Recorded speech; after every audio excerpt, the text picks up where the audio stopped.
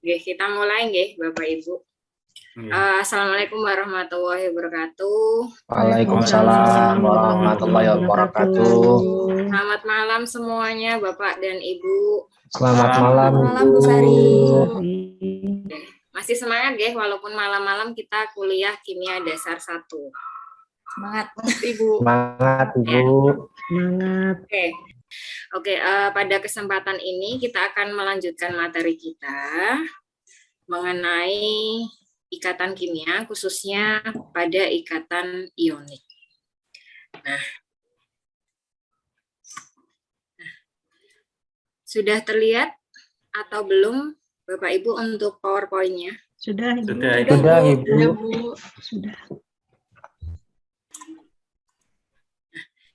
Pada kesempatan ini kita akan pelajari mengenai ikatan bonding.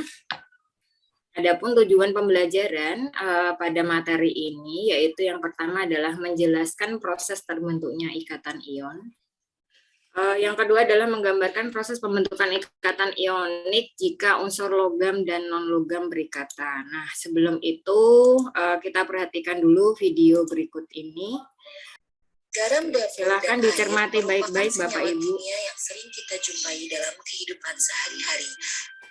Garam dapur memiliki rumus kimia NaCl dan tersusun dari unsur Na dan unsur Cl yang berikatan secara ionik. Natrium merupakan logam lunak berwarna silver yang sangat reaktif. Sedangkan klorin merupakan gas berwarna hijau kekuningan yang korosif.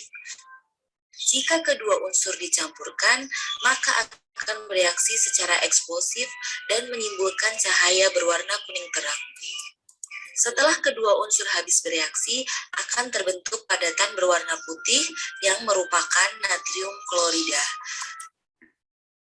Oke, nah dari video yang sudah saya tampilkan tadi, mungkin ada yang bisa menyebutkan untuk ada senyawa yang sering kita jumpai di dapur rumah kita masing-masing. Tadi disebutkan pada videonya senyawa apakah itu? Iya. Saya, Ibu. Oke, silakan Pak Ferry. Ya, saya Ferry, Bu. Tadi Gimana, Pak Ferry? Ya, untuk rumus kimia garam dapur ya, Bu. Tadi untuk rumusnya NaCl, Ibu. Oke, betul sekali. Tadi kita menjumpai, jadi di kehidupan sehari-hari kan banyak senyawa-senyawa yang berkaitan dengan kita ya. Salah satunya adalah garam dapur. Untuk rumusnya adalah NaCl, betul sekali. Kemudian untuk nama senyawanya tadi apa ya? Ada yang masih ingat tidak? Oke, untuk nama senyawanya tadi sudah disebutkan pada video yaitu adalah natrium. Natrium Na dan natrium klorida. Oke, tersusun dari natrium dan klorin, Ibu. Klorin. Oke, sekali. Kemudian kalau tadi kita amati dari videonya tadi, kedua unsur tersebut itu merupakan dua unsur yang sangat berbeda sekali. Mungkin ada yang ingin mengulas kembali tadi sifat dari unsur natrium dan klorin itu bagaimana sih? Ibu, coba saya ya Bu, saya Dwi Iswayuni. Untuk natrium itu sendiri merupakan logam lunak berwarna silver yang sangat lunak dan reaktif, Ibu. Oke, tadi dengan kita lihat bisa mudah diiris ya, Bu Ayu ya? Iya, betul Ibu. Oke, kemudian bagaimana dengan yang klorin? Ya, saya coba ya Bu, saya Sulistiawati. Maaf, suara saya kurang jelas ya Bu, karena sedang kurang enak badan. Ya, klorin itu adalah gas berwarna hijau yang bersifat korosif, Bu. Oke. Nah, hijau kekuning-kuningan ya tadi ya. Hijau kekuning-kuningan yang bersifat korosif. Oke, jadi tadi untuk Na sendiri merupakan logam lunak berwarna silver, dia mudah sekali untuk bereaksi. Kemudian sedangkan untuk yang klorin itu dia bentuknya gas. Kemudian ketika kita reaksikan tadi, reaksinya itu sangat eksplosif dan membentuk senyawa yaitu natrium klorida. Nah, kira-kira tadi kalau kalian analisis itu sifat dari senyawa NaCl sendiri atau natrium klorida itu seperti apa? Apakah beracun? atau seperti apa? Maaf Bu, saya ingin menjawab. Oke, Bu Ari silahkan. Saya Dwi Ari. Jadi senyawa NaCl ini merupakan padatan senyawa yang berbentuk padatan berwarna putih, kemudian bersifat rapuh, seperti itu. Oke, jadi sifatnya rapuh ya, karena kalau kita lihat kan kita bisa merabanya rapuh ya. Kemudian dia juga tidak beracun ya, karena kan bisa kita makan. Nah, kemudian ini ada beberapa senyawa yang mungkin bisa kita temukan dalam kehidupan sehari-hari kita. Nah, yang pertama tadi ya, yang kita lihat reaksinya tadi yaitu natrium klorida. Oke, kemudian kalau yang ini ada yang tahu tidak? Oke, kita lihat saja. Ini serbuk PK biasanya dipakai untuk memandikan anak bayi. Nah, ini rumus senyawanya adalah kalium permanganat. Kemudian selanjutnya adalah kristal yang ketiga ini, apakah ada yang tahu nama senyawanya apa kira-kira? Ini biasanya sering dipakai ini di dunia tekstil atau mungkin di kolam renang. Nah, jadi untuk yang senyawa yang kristal biru-biru ini apa sih, Bu? Nah, ini adalah trusi. Nama bekanya itu, nama pasarannya adalah trusi atau tembaga 2 sulfat. Nah, ini adalah ketiga senyawa ini itu merupakan contoh dari senyawa ionik. Nah, kemudian mari kita pelajari mengenai ikatan ionik. Oke, bisa diperhatikan di sini. Nah, di sini Na, ion Na plus, kemudian ion Cl- ini dia bersatu nih, karena adanya gaya elektrostatik membentuk senyawa NaCl. Jadi kira-kira apa sih yang bisa disimpulkan dari senyawa ionik? Yaitu adalah chemical bonding formed by the electrostatic attraction between positive and negative ions. Jadi untuk ikatan ionik itu adalah ikatan kimia yang terbentuk dari adanya gaya elektrostatik, gaya tarik-menarik antara ion yang bermuatan positif dan ion yang bermuatan negatif. Nah, kalau kita perhatikan lagi dari tabel SPO ya, Periodic Table of Elements, nah pasti Bapak Ibu sudah punya semua. Ada yang masih ingat tidak? Saya tunjukkan yang sebelah sini, ada yang masih ingat unsur logam atau non-logam kira-kira? Lupa.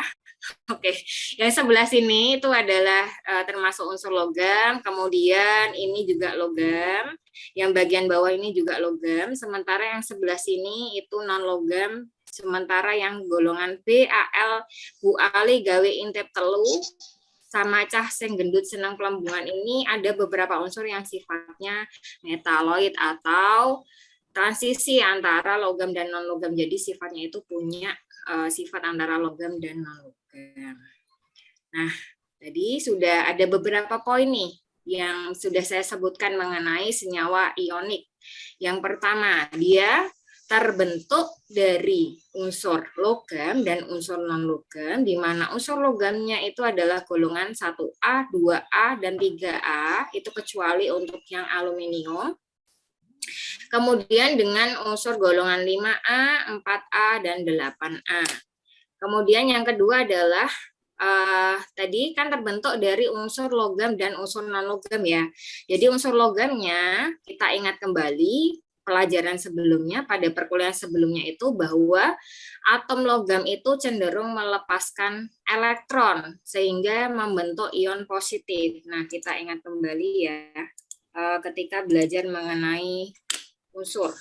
Nah, salah satu unsur logam contohnya tadi adalah natrium. Untuk natrium sendiri, ada yang tahu nomor atomnya berapa natrium? Lupa. Saya Ibu. Oke, gimana? Berapa Pak Ferry untuk logam natrium itu? Nomor atomnya 11. Oke, 11. Nah, kita lihat untuk konfigurasi elektronnya. Ingat kemarin kita sudah belajar ya mengenai konfigurasi elektron itu adalah susunan elektron pada kulit-kulit atom. Jadi Na nomor atomnya 11, maka dia akan menempati kulit K, L, dan M. Dengan jumlah elektron di kulit K kita urutkan diisi 2 elektron, kemudian L-nya 8 elektron, dan sisanya adalah 1. Jadi totalnya adalah 11 elektron. 2 ditambah 8 ditambah 1. Nah, ini yang di kulit M kan tinggal 1 elektron ya, di kulit terluar. Maka untuk mencapai kestabilan seperti unsur golongan gas mulia dengan 8 elektron di kulit terluar, maka Na itu cenderung melepaskan 1 elektronnya. Nah, kita ingat kembali kalau dia melepaskan 1 elektronnya, maka dia akan membentuk ion yang bermuatan positif, yaitu positif 1. Jadi untuk unsur-unsur logam itu dia cenderung untuk melepaskan elektronnya, sehingga dapat membentuk ion positif. Kemudian untuk unsur non-logam itu dia cenderung untuk menangkap gain elektron to form negative ions. Jadi dia cenderung menangkap elektron untuk mencapai kestabilan ya. Nah, contohnya tadi ada klorin. Nah, mungkin di sini ada yang masih ingat untuk nomor atom dari klorin berapa? Maaf Bu, izin menjawab. Iya, silakan Pak Fandi. Berapa Pak Fandi? Ya, unsur untuk klorin nomor atom 17, Bu. Oke, nah sama seperti tadi kita tulis dulu konfigurasinya. Oke, berarti sama dia menempati kulit K, L, dan M. Jadi pengisian elektron itu dimulai dari kulit yang paling dekat dengan inti, yaitu kulit K dulu. Diisi 2 elektron, kemudian L-nya 8, sisanya adalah 7. Nah, sama seperti Na, jadi sebagian besar dari unsur-unsur itu dia ngiri kan dengan unsur gas mulia. Kenapa? Unsur-unsur gas mulia itu dia punya kestabilan. Nah, jadi unsur-unsur lain itu dia ingin mengikuti konfigurasi seperti unsur gas mulia dengan cara bisa menangkap maupun melepaskan elektron. Sama halnya dengan Cl, di sini kita lihat jumlah elektron di kulit terluarnya adalah 7. Kemudian agar dia jadi oktet dengan 8 elektron, maka dia harus menangkap 1 elektron. Nah, karena menangkap 1 elektron, maka Cl akan bermuatan negatif 1. Sehingga nanti antara ion Na plus dan Cl- ini dia akan bersatu, berikatan karena adanya gaya tarik-menarik antara ion bermuatan positif dan ion bermuatan negatif. Jadi the oppositely charged ion attract one another. Sampai di sini bisa dipahami ya Bapak Ibu? Bisa Bu. Bisa Ibu. Oke. Kemudian kita lihat contoh dari senyawa ionik. Nah, contohnya tadi adalah natrium klorida. Jadi ini adalah bentuk ruang dari senyawa natrium klorida. Nah, di sini jadi untuk senyawa natrium klorida ini dia terbentuk antara unsur Na nomor atom 11 dan nomor Cl nomor atom 17. Nah, kita sudah tadi ya pelajari tadi ya. Jadi untuk Na-nya tadi melepaskan 1 elektron, lost 1 elektron, sementara yang Cl, maaf ini kurang 1 ya, 1 angka ini di depan, dia menangkap 1 elektron. Nah, kita lihat. Nah, jadi awalnya seperti ini. Tadi kan Na itu nomor atomnya 11 ya. Nah, sementara yang Cl 17, tadi kita lihat Na cenderung melepaskan 1 elektron. Oke, kemudian 1 elektron tersebut akan ditangkap oleh Cl. Jadi ini nangkapnya di sini, jadi masuk ke sini nih. Nah, ditangkap ke sini +nih. Nah, karena Na cenderung melepaskan 1 elektron, kemudian yang Cl cenderung menangkap 1 elektron, maka yang Na jadi Na+, yang Cl jadi Cl-, sehingga mereka berdua bersatu membentuk NaCl. Nah, sampai di sini bisa dipahami Bapak Ibu? Bisa Bu. Akan mengerjakan latihan soalnya sekarang. Oke. Nah, ini semuanya sudah mengumpulkan ya. Ternyata ini Bapak Ibu semuanya sudah menangkap materinya dengan sangat baik. Nah, mungkin untuk hari ini kita simpulkan dulu deh untuk materinya. Nah, saya stop share dulu. Nah, untuk materi hari ini, tadi yang sudah kita pelajari apa saja? Ada yang masih ingat tidak?